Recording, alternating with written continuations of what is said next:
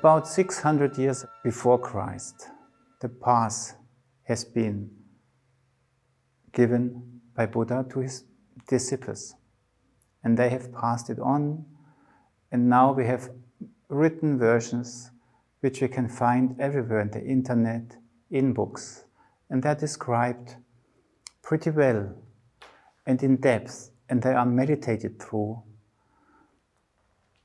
And in a way, it's a path through our body, through the chakras of the body. And when you start with the right opinion, you are here in your crown chakra. When you start with the right decision making, you are here, the right thinking, you are here in the area of the forehead chakra. When you are busy with the right speech, you are working with this chakra of the larynx, which has to do how do we express what lives in us to others, or how do we listen. When we come to the right deed, we are busy with the heart chakra, how it can be connected with our deeds in connection to our surroundings.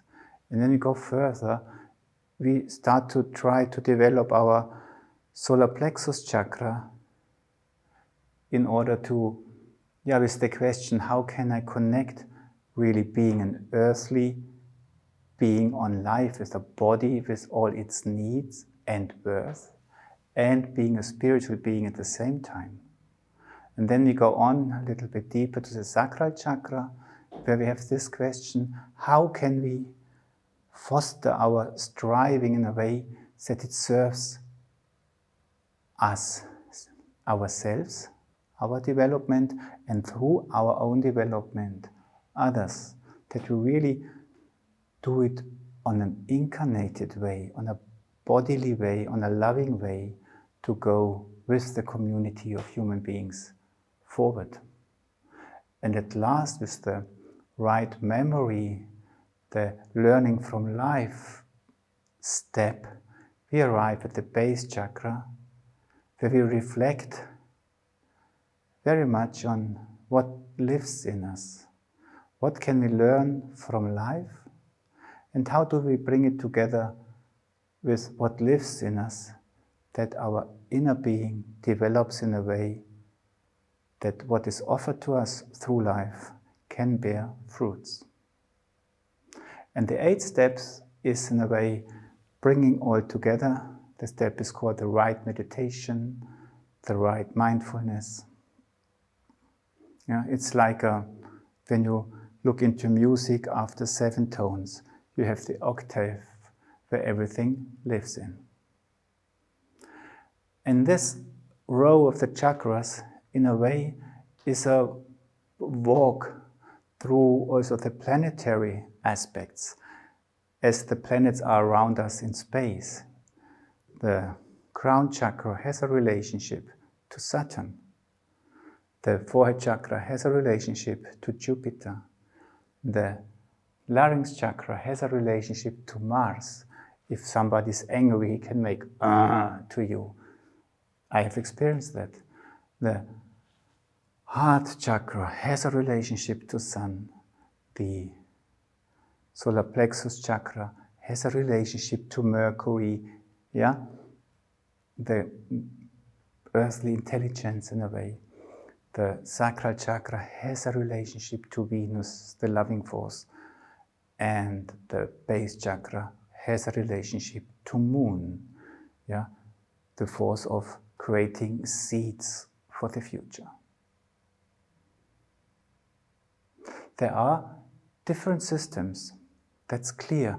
Astrologists, for example, would sometimes say this, the larynx chakra is connected to Mercury because it has to do with communication.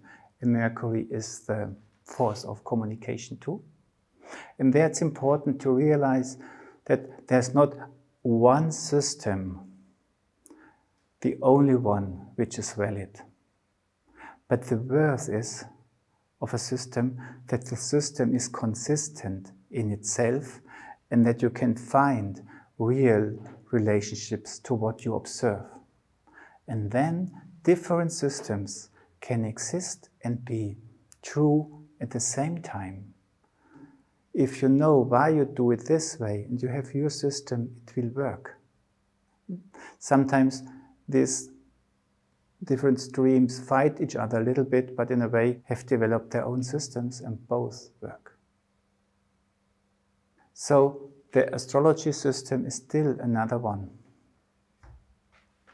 And Rudolf Steiner actually has suggested that we should combine the Eightfold Path, the walk through the chakras, in a spatial way, related to our body, related to how the planets stand around the sun in the cosmos, with a time aspect, with the days of the week.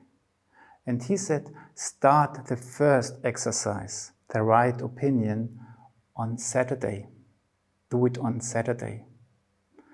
Do the second exercise, or feel its connection, to Sunday, the third one to Monday, and so on. To the spatial aspect, he wanted to add the aspect of time. And what's behind the days of the week? There again you have planetary forces. Saturday is Saturn. Sunday is Sun. Monday is Moon. Tuesday is Mars. Wednesday, Mercury, is Mercury. Thursday is Jupiter. And Friday, the seventh step, is Venus, Freya's day. And with this aspects of the days of the week and the planetary forces, you can connect the concept of evolution. And in esoteric traditions, when you speak about old Saturn, old Sun, where the life forces come about, old Moon, and then the Earth and the Mercury aspect of evolution where we are living in, and then the future aspects come with Jupiter and Venus. So we have, in a way, when we now deal with the Eightfold Path through eurythmy, we will use the days of the week, the planets behind them, to find out which gestures can be used to deepen it.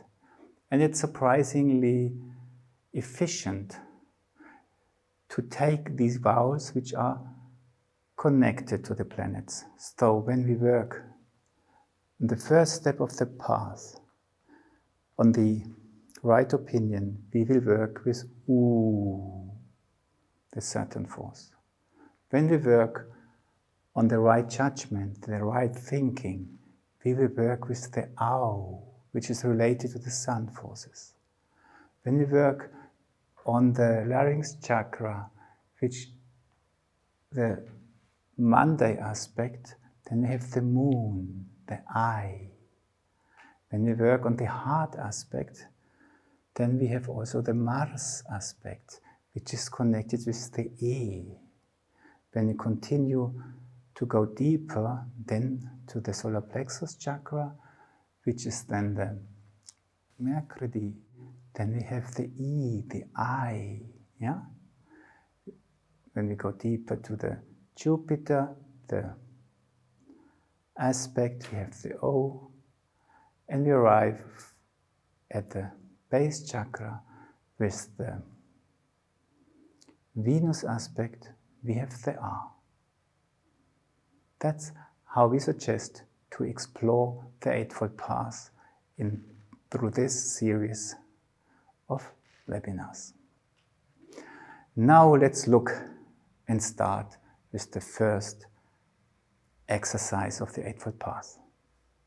And I just take a piece of paper to read to you what I found in the internet or in books about what is this first step about. It's called the right knowledge.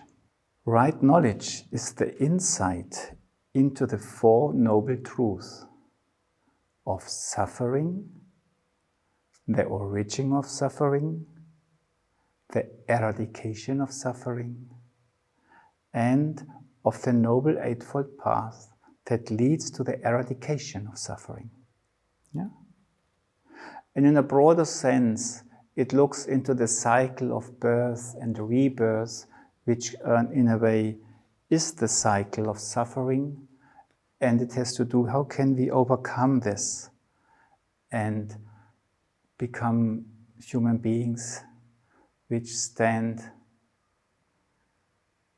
above or in a free way in this constant circle, so that this constant circling starts to become less important or unimportant and can